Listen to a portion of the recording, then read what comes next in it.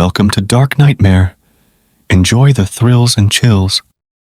अस्सलाम वालेकुम दोस्तों, दिस इज सारिम। उम्मीद है आप सब खैरियत से होंगे। चलती हैं आज की स्टोरी की तरफ। स्टोरी स्टार्ट करने से पहले उन लोगों से रिक्वेस्ट है जिन्हें डर लगता है वो स्टोरी अभी ना सुनाएं। अगर स्टोरी सुनने का शौक भी है तो वो दिन में सुने, क्यों की ये स्टोरी बहुत है डरावनी होने वाली है। और वो लोग जो ये स्टोरी सुन रही हैं वो ये अलकर सी पढ़ी क्यों के सुना है। जब उन मखलूक़ात का जिक्र होता है वो बहुत शौक से, इंटरेस्ट से अब की बात सुनती हैं और अब की बहुत करीब आ जाती हैं। तो अपनी डर न लगी, ए तिलकर सी पढ़ लें चलती हैं अब अपनी स्टोरी की तरफ। सारिम में ओवैस बात कर रहा हूँ। दबी अब के साथ एक वाकया शेयर करना था। ये वाकया आज से 2.5 साल पहले का। उस टाइम में पाकिस्तान छठी गया हुआ था। मैं जिस महली में रहता था उसी महली में एक लड़का जो रहता था, जो किसाई का काम करता था। इस लड़की की शादी भी 2.5 साल पहले ही हुई थी और उसकी उम्र 23 साल थी। बाप की फोत होने की बाद कसाई वाली शॉप पे खुद बैठा था। जो रास्ता उसके घर की तरफ जाता था वहां एक पार्क है जिसका नाम सिटी पार्क है, जो कि बालकल वीरान और सुनसान रास्ता। दिन को भी वहां कोई नहीं चाहता और रात को तो वो जगह वैसी है बहुत खौफनाक लगती है, क्यों कि वहां खूब अंधेरा होता है और हद से ज्यादा खामोशी जिससे वह ठिठपक रही होती है। वो जगह बालकल एक खौफनाक खंडर की तरह बन चुकी है। उस दिन भी ये मामूल के मुताबिक 8 या 3 बजे अपनी शॉप पे जाता है, मगर इस दिन बहुत ही कम गोश्त बकता है और उसकी अच्छी दिहाड़ी नहीं लगती, क्यों कि वो घर का वाहिद कफील था। शाम को जब वो शॉप बंद करने लगा तो एक गाड़ी से एक बंदा उतरता है और उसके पास जाता है। ये लड़का जिसका नाम नासिम था, वो बंदा उसी अर्जेंट वलीमे के लिए गोश्त ऑर्डर करता है, जो कि ऑर्डर बड़ा था तो उसी पैसे भी अच्छे मिल रही थी और इज दिहाड़ी भी कुछ खास नहीं लगी थी। ये ऑर्डर ले लेता है जो उसने होटल में डिलीवरी करना था।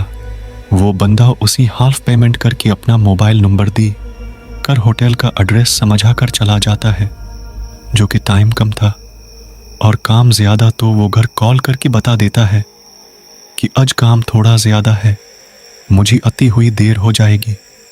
और ये अपनी साथ एक लड़की को भी काम पे लगा लेता है ताकि टाइम पर ऑर्डर डिलीवर कर सके। उसके घर में उसकी बीवी और माँ ही थी और उसी काम करते करते टाइम का पता ही नहीं चला और रात की 12 बज गई थी। उसके साथ जो लड़का काम कर रहा था उसको उसके साथ मिलकर सारा गोश्त अपनी रक्शे में लोड करते हैं और ये उस लड़के से कहता है कि अब तुम भी घर जाओ, तिमर बहुत ज्यादा हो गया। मैं भी गोश्त होटल पहुंचाकर वहीं से घर चला जाऊंगा। मगर वो लड़का कहता है कि रात काफी हो गई है, तुम्हारा अकेले जाना ठीक नहीं, मैं भी साथ चलता हूं। और फिर ये शॉप बंद करके उनके दिए हुए एड्रेस की तरफ रवाना हो जाती हैं।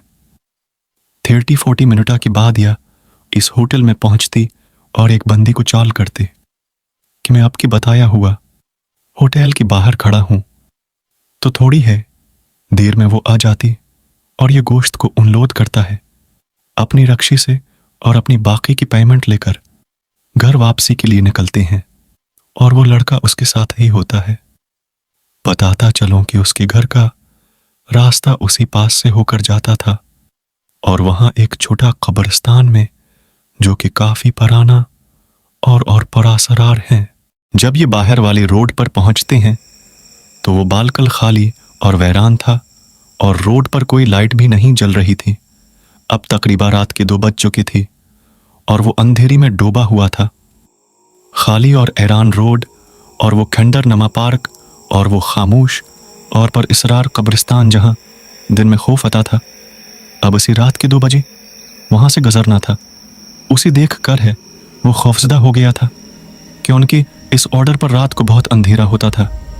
उसके साथ बैठा हुआ लड़का भी डरता है, क्योंकि वो जगह ही ऐसी थी। खैर अल्लाह का नाम लेती हैं, उस रोड पे आगे बढ़ने लगते हैं। वहां बस उसकी रक्षे की लेगट ही ऑन थी। और बाकी उसके चारों तरफ अंधेरा था। जब यह कब्रिस्तान के पास पहुंचता तो उसी किसी लड़की के रोने की आवाज आती।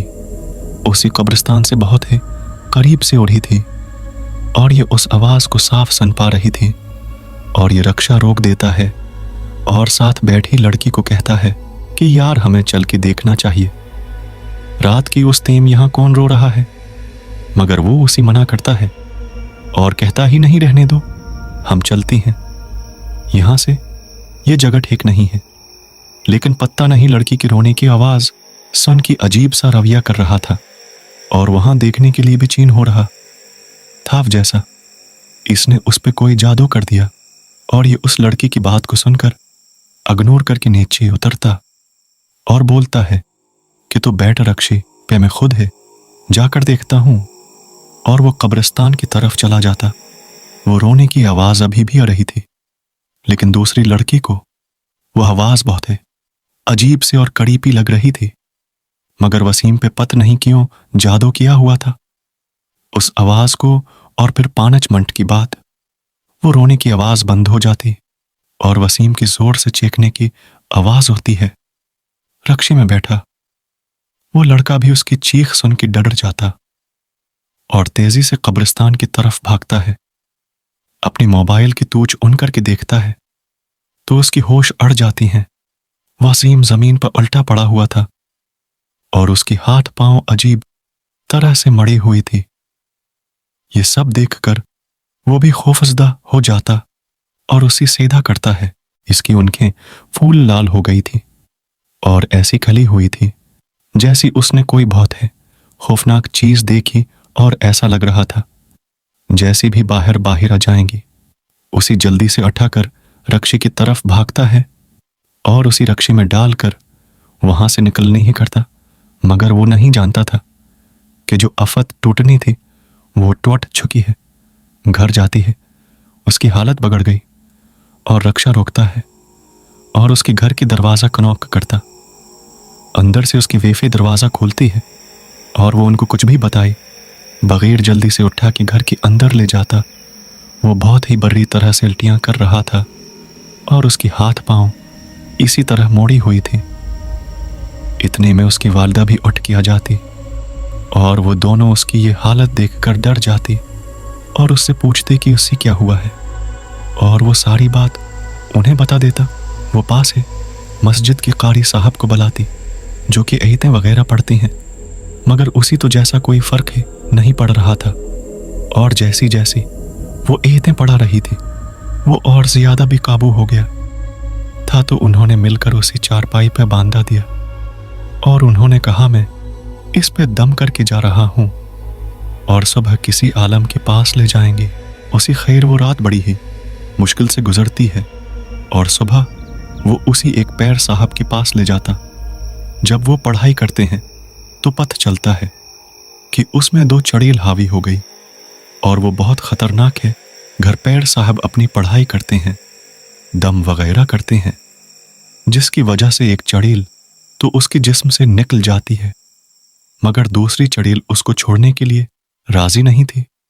वो उसको जान से मारने की बात छोड़ने का बोल रही थी।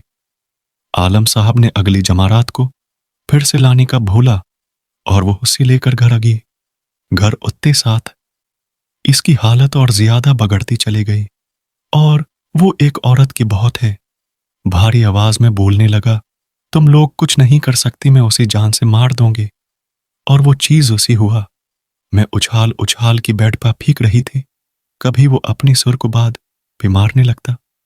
वो चीज उसी बहुत ज्यादा अजियत देती रही और उसकी वो हालत देखकर तरस आने लगता था।